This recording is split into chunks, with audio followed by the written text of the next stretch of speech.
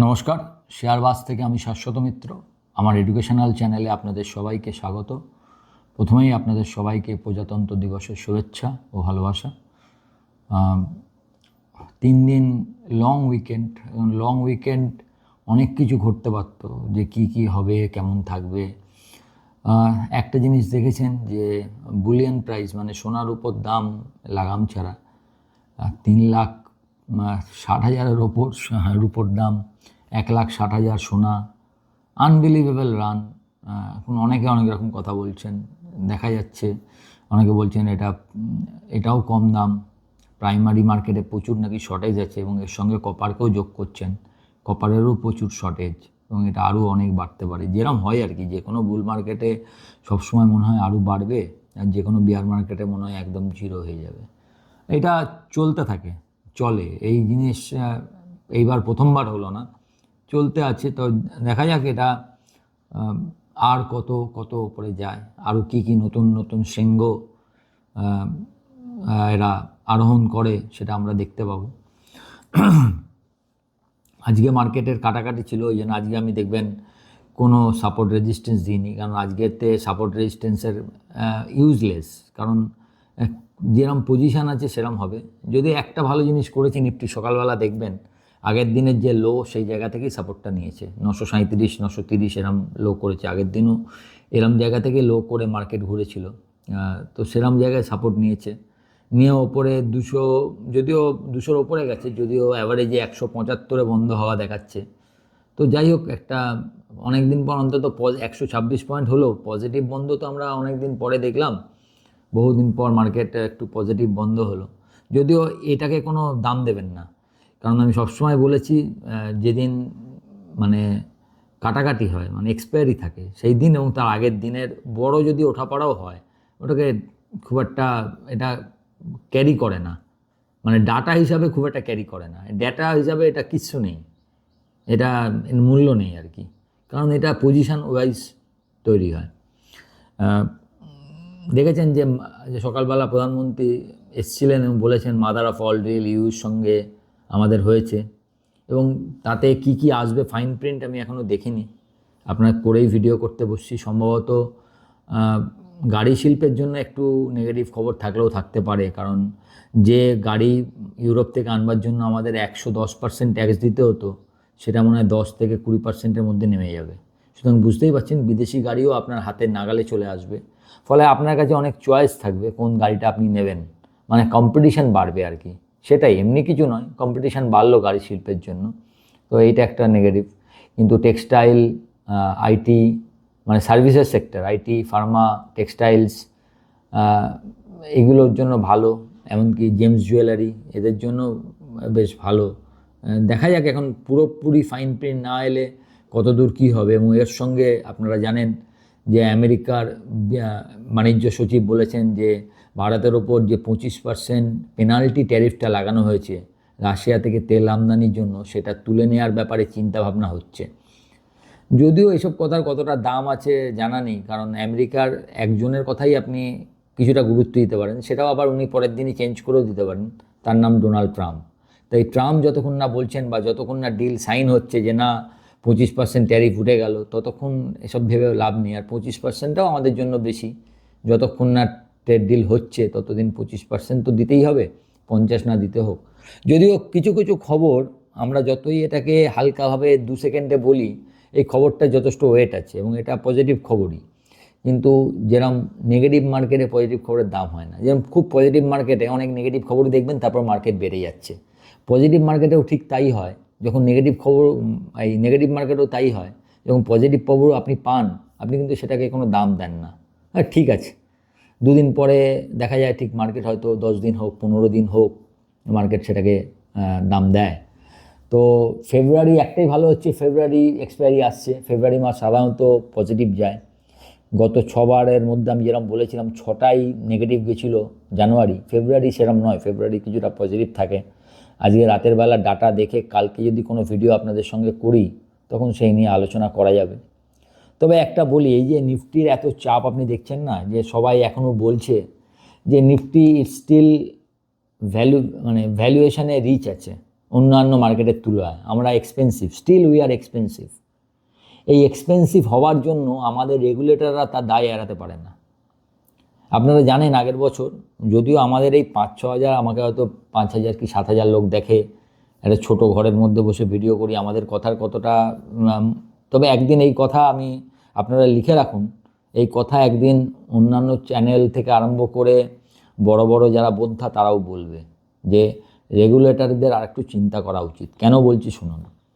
আগের বার নিফটিতে যে 3টে চেঞ্জ হয়েছে, কি চেঞ্জ দেখেছেন? কারা কারা বাইরে গেছে? বাইরে গেছে বিপিসিএল, হিরো মোটর আর LTIM, 3টে শেয়ার আপনারা জানেন। আর 3টে শেয়ার কে কে ঢুকেছে?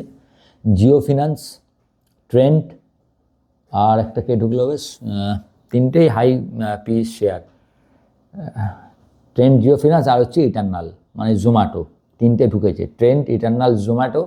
আর বেরিয়েছে হচ্ছে হিরো মোটর, বিপিসিএল আর LTIM। বিপিসিএলের পি কত? 6.2। হিরো মোটরের পি কত? 20। LTIM-এর পি কত? 33। তাহলে এই 3টেকে আমরা বের করে দিয়েছি। তার এগেনস্টে কাকে নিয়েছি? ইটার্নাল, পি কত? 140। জিও ফিনান্স পি কত? 100। ট্রেন্ড পি কত? 80-85। তাহলে আমরা লো পি 3টে শেয়ারকে বার করে হাই পির শেয়ার নেবো, তাহলে তো নিফটির পি এমনিতেই বাড়বে না? ইপিএস কমবে না? তাহলে আপনাকে তো এমনিতেই এক্সপেন্সিভ লাগবে। তাহলে রেগুলেটরদের তো এটা চিন্তা করা উচিত যে বাইরে থেকে কেউ যদি নিফটির পি দেখে অন্যান্য ইন্ডেক্সের সঙ্গে, সাংঘাই, বোভাস্পা মানে ব্রাজিল, তো আপনাকে মনেই হবে Nifty is over valued, Nifty is expensive. কারণ আপনি তো কম পির শেয়ারগুলোকে চেঞ্জ করে বেশি পির শেয়ার নিয়েছেন নিফটির মধ্যে। এর দায় তো আপনি এড়াতে পারবেন না, এটা মনে রাখতে হবে। এই সব যখনই আপনি একটা জিনিসকে ওভার ভ্যালুড বলছেন, আপনাকে তার পেছনের কারণটাও দেখতে হবে যে আমরাই যদি এমন কোনো ডিসিশান নিই যেটা আরও বেশি মনে হবে যে নিফটি ওভার ভ্যালুড, তাহলে সেটা তো তার দায়িত্ব কিছুটা আমাদের নিতে হবে না? তো যাই হোক, এসব তো বড়দের ব্যাপার। এখন নিফটিতে কে আসবে কে না যাবে সেটা তো আমার আপনার ক্ষমতা নেই কিছু করবার, কিন্তু যেটা দেখছি সেটা বলতে গেলেও বলা তো উচিত। আমি মনে করি যা দেখছি সেটা বললাম, এবং এটা ফ্যাক্ট। আমি তো আপনাকে ফ্যাক্টের বাইরে কিছু বলছি না, যেটা ফ্যাক্ট, যেটা হয়েছে সেটা বলছি। তো যাই হোক, এগুলো চলবে। আর সবচেয়ে বড় কথা হচ্ছে মাথার সামনে এখনও রয়েছে ইরান আক্রমণ। যে কোনো সময় নাকি ইরান আক্রমণ হতে পারে। তার জন্য দেখলেন না, ক্রুডও $66 ওপরে ছিল, যদিও আজকে একটু কারেক্টিভ হয়েছে। তো মোটামুটি যতক্ষণ না এই ব্যাপারগুলো কাটছে, ইরান আক্রমণ নিয়ে গণ্ডগোলগুলো না কাটছে, ততক্ষণ এই ভয়তে মার্কেট সেরকম কিছু হবে না। সঙ্গে আছে ধরুন টাকার দাম, আজকে একটু হয়তো 16-17 পয়সা হয়তো পজিটিভ হয়েছে, 91.94, প্রায় 92। মানে আমি আপনাদের রোজ এই কথাটা বলি, 82-তে ইনভেস্টেড FII, 82-84-এ 92, মানে দাম একই থাকলেও সে এমনিতেই 10% লস করবে। কে এরমভাবে কাজ করবে যে আমি একটা টাকা লাগাবো, আমার 10% এমনিতে এই হেজেই চলে যাবে, সোয়াপেই চলে যাবে? তাই একটা রিস্ক না? এখন অনেকে বলবেন আপনি 92-তে যদি টাকা লাগান তাহলে তো হতে পারে। আরে ভবিষ্যৎ কে দেখেছে? ফ্যাক্ট বলুন, ডাটা যেটা বলছে সেটা হতে পারে। 92-তে টাকা লাগালে এখানে হাই করলে এখান থেকে 88 এলো, সব মিলিয়ে আপনি অনেক পয়সা পেলেন। আবার হতে পারে তো 92টা 96 হলো। আপনি তো গ্যারান্টি দিতে পারবেন না যে এই টাকা এখানেই এখানেই থেমে যাবে, এখান থেকে আরও খারাপ হবে না, বা এখান থেকে, কারণ এই খারাপ হওয়াটা ঠিক নয়। এটা তো কিছুটা তো ইচ্ছা করেও করা হচ্ছে, যেহেতু যাতে এক্সপোর্টটা ঠিকঠাক চলে, এক্সপোর্টারদের সুবিধা করে দেওয়ার জন্য। সুতরাং পুরোটা যে একদমই হচ্ছে তা নয়। তবু এটা তো আপনি অস্বীকার করতে পারবেন না যে লাস্ট উইকও আমাদের মার্কেট হচ্ছে ওয়ার্স্ট পারফর্মিং মার্কেট। সারা বিশ্বের মার্কেট দেখলে আমার মার্কেটে 3% পড়েছে, 2.5% না 3%, অন্য কোনো মার্কেটে এতটা পড়েনি। It's a worst performing market. তার কারণ হচ্ছে এই টাকার দাম, তেলের দাম, আর FII রিলেন্টলেস সেলিং। আপনি শুক্রবারে আবার FII সেলিং বেড়ে গেছে, চিন্তা করুন, আবার 6,000 কোটি টাকা সেল করেছে। তা এই সব ম্যাটারগুলো একসঙ্গে করে যে হচ্ছে না। একটাই বলতে পারেন যে আপনি যদি বলেন সিলভার লাইন হচ্ছে রেজাল্ট ততটা খারাপ হচ্ছে না। Result is not that bad, মানে জঘন্য রেজাল্ট হচ্ছে এর সঙ্গে তা নয়।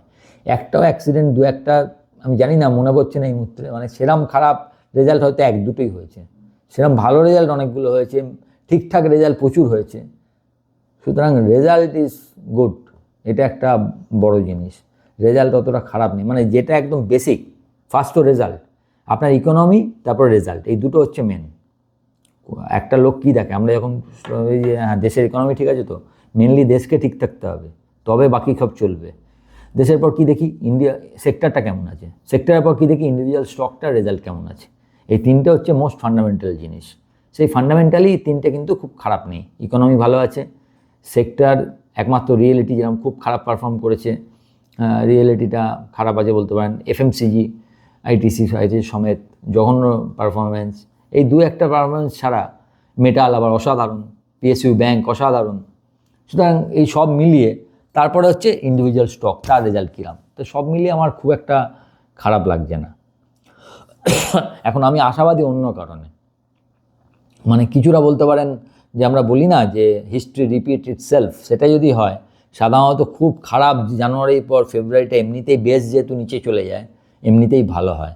তো আমিও মনে মনে ভাবছি যদি বাজেটটা যদি খুব খারাপ না হয়, বাজেট যদি একটু পজিটিভ হয়, তাহলে ফেব্রুয়ারিটা ভালো যেতে পারে। আর কোনো কারণে যদি ফিনান্স মিনিস্টার তো সবাইকেই কিছু না কিছু দিলেন, আমাদেরও যদি কিছু দেন, আশা তো করতে পারি না, কারণ বাকিদের দিয়েছেন।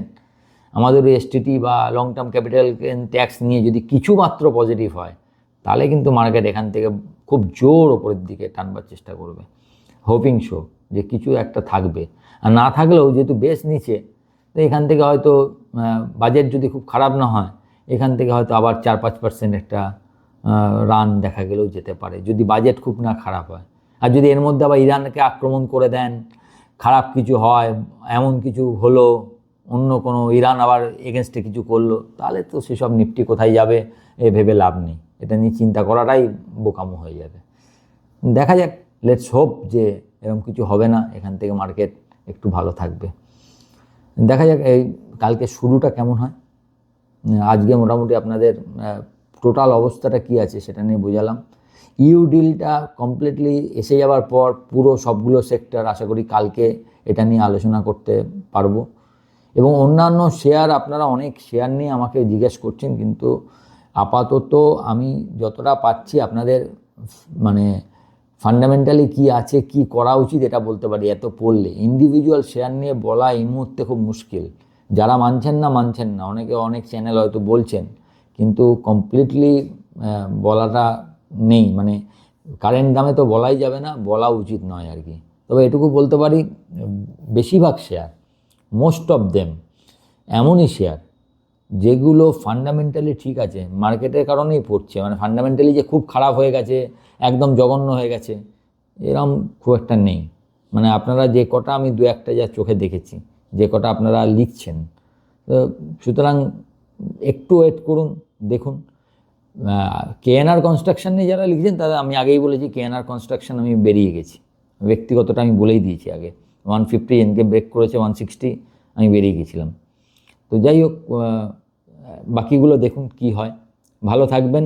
ভিডিওটা ভালো লাগলে একটু লাইক, শেয়ার, এবং যারা প্রথমবার দেখছেন সাবস্ক্রাইব করবেন, এবং আমার টেলিগ্রাম চ্যানেলকে ফলো করবেন।